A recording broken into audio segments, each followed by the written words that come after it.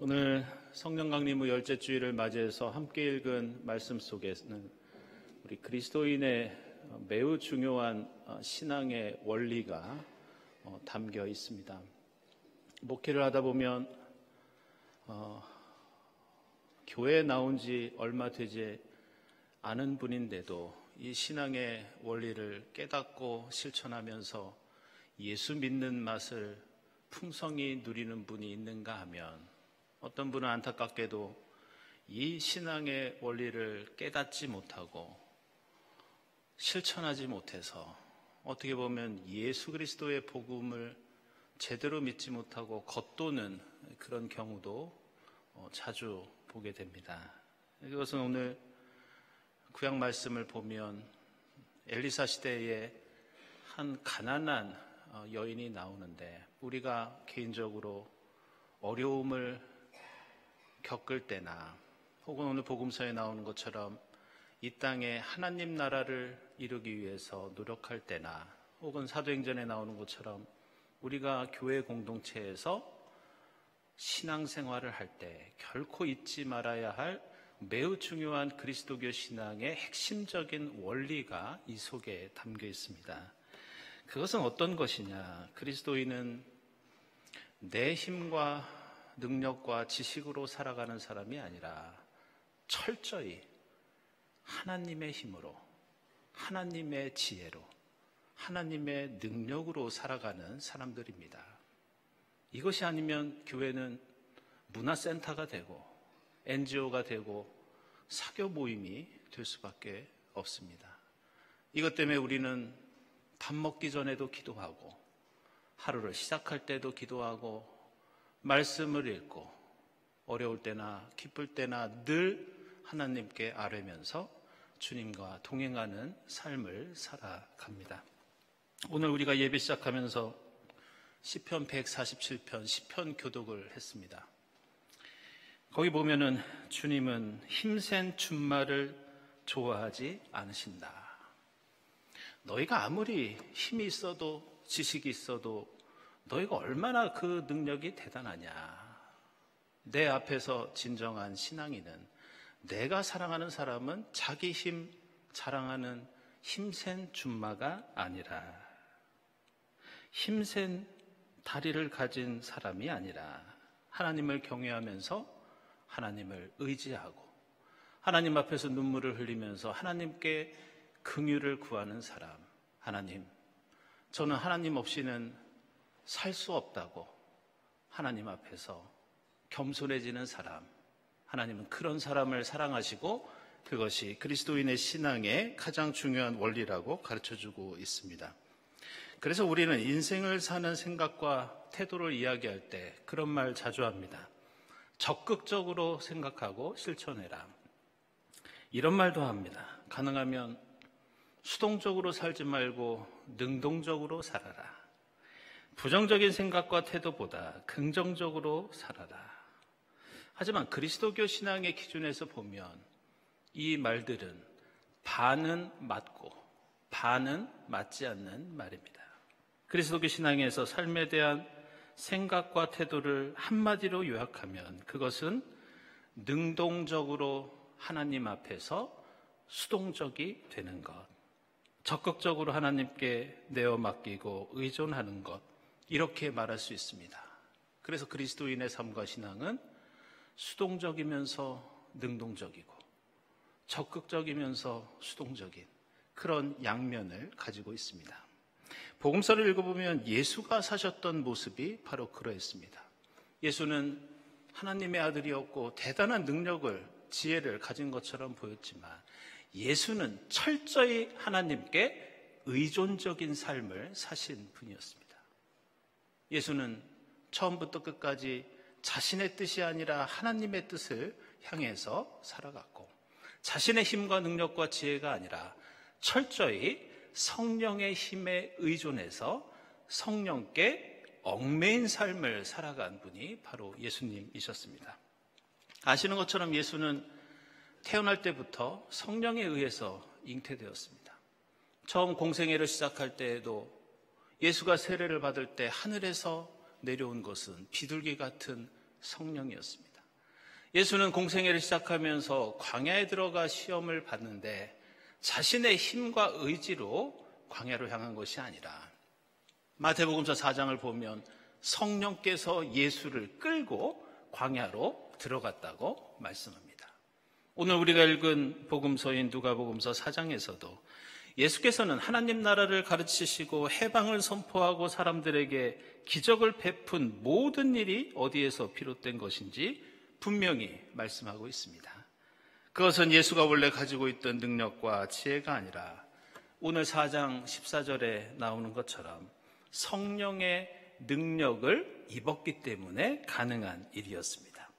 그리고 오늘 이사야서를 인용하신 것처럼 여기에는 해방과 은혜와 사랑을 우리가 어떻게 누릴 수 있는지, 그런 세상을 어떻게 만들 수 있는지 나오지만 이 모든 내용이 다 수동태로 나오고 있습니다. 그것은 내가 하는 일이 아니라 하나님께서 힘을 주시기 때문에 성령의 역사에 의해서만 이런 일이 가능하다고 우리에게 가르쳐주고 있습니다. 그래서 예수께서는 이 땅을 떠나시면서 제자들에게 마지막 당부를 하실 때 너희는 나 예수를 좀 본받아라. 내가 너희에게 능력과 지혜를 주겠다. 이런 말씀을 전혀 하시지 않으셨습니다. 대신 예수께서는 제자들을 향해 내가 너희에게 내가 힘을 얻고 지혜를 얻었던 그 보혜사 성령을 보내주겠다. 성령이 너희에게 임하시면 너희가 능력을 받고 비로소 나처럼 십자가를 지고 이 땅에 생명의 역사를 만들어갈 것이다.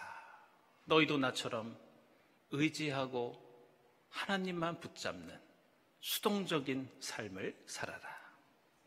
따라서 예수께서 이 땅에서 행하신 모든 일들은 다음과 같은 특징을 가지고 있습니다. 그것은 예수의 사역은 모두 예수가 직접 한 것처럼 보이지만 예수가 그 일의 주체가 아니었습니다. 예수께서는 그 모든 일을 하실 때 철저히 하나님 앞에서 수동적인 위치였습니다. 그 모든 일은 예수께서 하셨던 일이었지만 예수의 뜻이 아니라 하나님의 말씀대로 하신 것이었고 하나님의 영광만을 위한 일이었습니다. 그리고 예수께서는 사람들을 먹이고 고치고 살리고 가르쳤지만 이것도 예수 자신에서 비롯된 힘이 아니었습니다. 복음서에서 볼 수 있듯이 예수는 이 땅에 오실 때부터 이 땅을 떠나실 때까지 철저히 성령의 인도와 역사에 의해서 일하셨던 것을 볼 수 있습니다. 오늘 함께 읽은 사도행전에는 우리가 잘 알고 있는 오순절 초대교회에 임했던 성령 강림 사건이 등장합니다. 그런데 이 사건을 소개하는 사도행전 기자는 지금까지 말씀드린 이러한 그리스도인의 신앙의 원리를 매우 독특하고 특별한 방법으로 우리에게 말씀해주고 있습니다. 먼저 1절 보시면 오순절이 되어서 초대교회 그리스도인들이 모두 한 곳에 모여 있었습니다. 2절에서는 그때 갑자기 하늘에서 새 찬바람이 부는 소리가 나면서 그들이 앉아있는 그 방을 그 성령의 소리가 가득 채웠다고 나옵니다. 3절에서는 불길이 혓바닥처럼 갈라지는 형상이 나타나서 그곳에 있는 각 사람에게 성령께서 임하셨다고 말씀합니다. 4절에서는 그곳에 있던 초대교회 그리스도인들이 모두 성령으로 충만하게 되어서 성령이 시키는 대로 은사를 받고 방언을 하기 시작했다고 말씀하고 있습니다. 그런데 이 사도행전 말씀은 단순히 성령 강림 사건이 언제 어떻게 일어났느냐 그것을 묘사하는 것 같지만 사실 여기에는 대단히 중요한 비밀이 숨어 있습니다. 그것은 1절 상반절은 수동태입니다. 1절 하반절은 능동태입니다. 2절 상반절은 수동태입니다. 2절 하반절은 능동태입니다. 그것은 3절과 4절도 마찬가지입니다.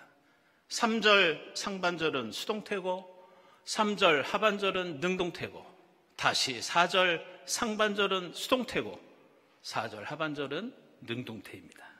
이것은 사도행전 기자가 이 성령 강림 사건을 우리에게 소개하면서 매우 의도적으로 성령의 역사와 교회의 시작과 그리스도인의 신앙의 원리가 무엇인지 우리에게 가르쳐주고 있는 장면입니다. 그것은 비록 우리의 신앙이, 우리가 이 땅을 살아가는 것이 겉으로 보기에는 우리가 스스로 하는 일 같고 우리의 능동적인 믿음과 결단과 실천을 통해 이루어지는 것 같지만 이 모든 것은 하나님에 의해서 일어나는 사건, 성령의 역사에 의해서만 가능한 사건이라는 것을 사도행전 기자는 우리에게 가르쳐주고 있습니다. 그래서 오늘 사도행전 말씀의 1절부터 4절까지 보시면 각 절의 상반절에는 하나님께서 일으키신 초자연적인 현상이 나오고 각 절의 하반절에는 그 하나님의 역사가 인간에게 어떤 영향을 끼쳤고 인간에게 어떤 변화를 일으켰는지 말씀하고 있습니다.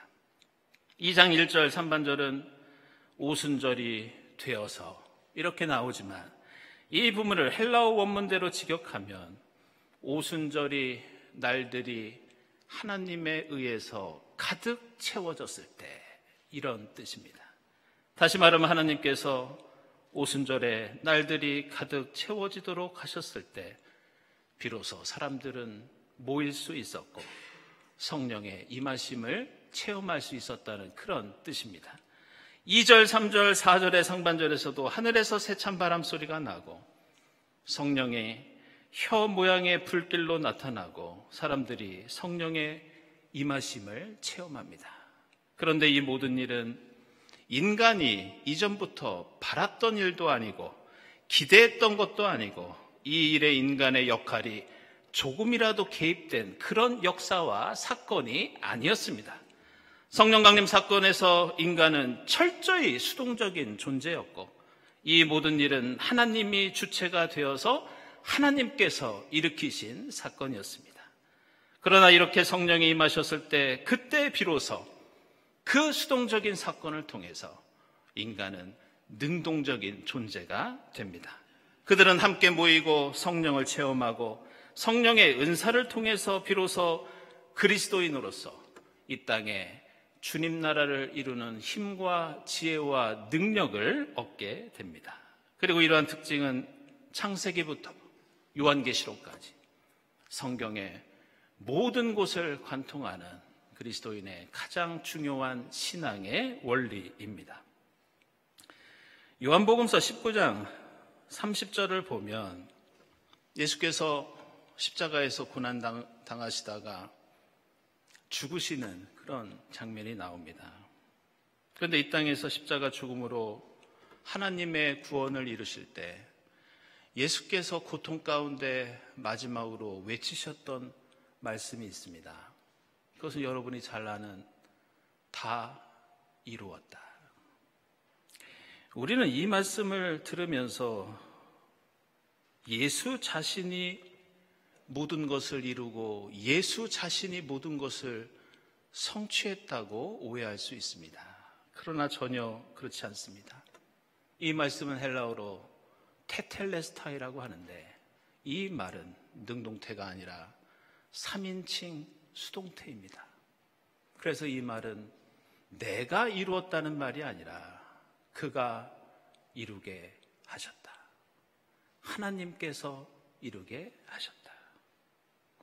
예수가 직접 십자가를 지고 지금 흘리는 피와 땀은 예수의 것이고 예수가 고난을 당하고 예수가 죽고 있지만 예수는 이 모든 일을 이루는 것은 내가 아니라 하나님이라고 고백하고 있습니다. 그리고 이것은 부활도 마찬가지입니다. 우리는 예수께서 부활하셨다고 하는 복음서의 모든 내용을 보면서 이렇게 생각합니다. 십자가에서 죽으신 예수가 3일 만에 스스로 무덤에서 일어나셔서 부활하셨다고 생각하지만 이것도 결코 그렇지 않습니다. 복음서에 나오는 모든 부활에 대한 말씀을 헬라어로 직역하면 부활했다가 아니라 일으켜 세움을 받았다, 이런 뜻입니다. 이것도 능동태가 아니라 수동태입니다. 이것은 내가 일어선 것이 아니라 내가 살아난 것이 아니라 하나님께서 죽은 예수를 붙잡아서 일으켜 세우신 사건이 바로 부활의 사건입니다. 하나님이 십자가에서 죽은 예수를 다시 일으켜 세우셔서 살리신 사건. 이것은 예수의 부활 사건이 아니라 하나님의 부활 사건이었습니다. 따라서 예수는 십자가 죽음을 통해 구원을 이룰 때도 그 주체는 예수 자신이 아니라 하나님이셨습니다. 죽음을 이기고 부활하실 때에도 그 승리와 생명의 주체는 예수가 죽고 부활했지만 역시 하나님이 하신 일이었습니다. 그래서 이러한 십자가와 부활의 예수를 만나고 경험하고 깨달았던 사도 바울은 로마서 8장 38절과 39절에서 자신의 그 예수를 향한 믿음을 이렇게 고백하고 있습니다. 나는 확신합니다. 죽음도 삶도 천사들도 권세자들도 현재일도 장래일도 능력도 높음도 깊음도 그 밖에 어떤 피조물도 우리를 우리 주 예수 그리스도 안에 있는 하나님의 사랑에서 끊을 수 없습니다.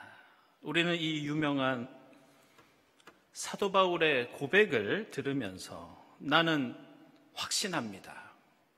이 말씀이 사도 바울의 능동적인 믿음의 고백이라고 생각합니다. 그러나 이 고백도 우리가 생각하는 그런 고백이 아닙니다. 나는 확신합니다 이렇게 번역되어 있지만 원래 헬라어로는 페페이스마이, 우리말로 나는 하나님께 설득당했습니다. 바로 이 고백도 수동태입니다. 따라서 우리는 오늘 말씀을 묵상하면서 우리의 삶과 신앙의 방식에 대해서 다시 한번 생각해 봐야 합니다. 우리가 살고 죽는 것, 우리가 이 땅을 살면서 무엇인가를 이루는 것, 우리가 인생길을 걸어가며 자랑하는 모든 힘과 지혜, 우리가 그리스도인이라면 이러한 삶의 주체는 내가 가진 모든 것은 내 것이 아니라 하나님의 것이고 하나님이 주시는 것이고 하나님만이 우리의 모든 것의 주인이 되십니다. 우리는 철저히 하나님의 힘과 능력과 섭리와 지혜와 사랑 앞에서 철저히 인간은 수동태가 될 수밖에 없습니다. 따라서 우리는 적극적으로 능동적으로 하나님께 모든 것을 내어 맡기고 하나님께 의존하고 하나님께 붙잡히고 하나님께 끌려다녀야 합니다. 사도 바울의 고백처럼 우리는 내가 믿고 내가 확신하는 것이 아니라 우리는 하나님의 놀라운 십자가 사랑과 성령의 능력에 강제로 설득당한 사람들이 바로 그리스도인입니다. 우리가 하나님의 은혜에 압도당해서 우리는 예수를 믿고 따르고 성령의 인도하심에 따라 살아갑니다. 내가 교회에서 어떤 봉사를 하더라도, 내가 세상에서 어떤 사랑을 베풀더라도, 내가 이 땅에서 어떤 정의와 평화와 생명을 위해 헌신하더라도 우리는 오해하지 말아야 하고 착각하지 말아야 하고 교만하지 말아야 합니다. 성령 강림 후 열째 주일을 보내면서 나에게 맡겨진 십자가를 지고 이 모든 일을 이루시는 분은 오직 하나님이시라고 고백할 수 있기를 바랍니다. 나에게 어떤 고통과 어려움과 슬픔이 있을지라도 예수를 죽음에서 일으키신 그 하나님의 손을 붙잡고 나를 잡아 일으켜 주시는 분은 하나님이라는 고백이 여러분 가운데 있기를 바랍니다. 저는 하나님께 설득당했습니다.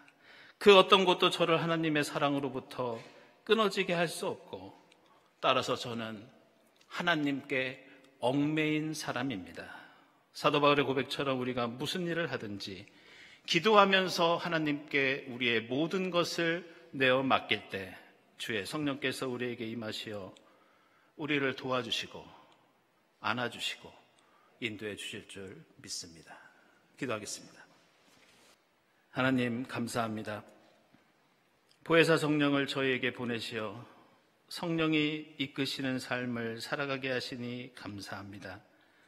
저희가 십자가 질 때 저희에게 힘을 주시고 슬픔과 고통과 어려움 가운데 있을 때 예수를 죽은 자 가운데서 일으키신 것처럼 저희를 붙잡아 일으켜 주시옵소서. 저희의 모든 삶을 온전히 주님께 맡기고 의지하는 성령 강림의 절기가 되게 하옵소서. 예수 그리스도의 이름으로 기도드리옵나이다. 아멘.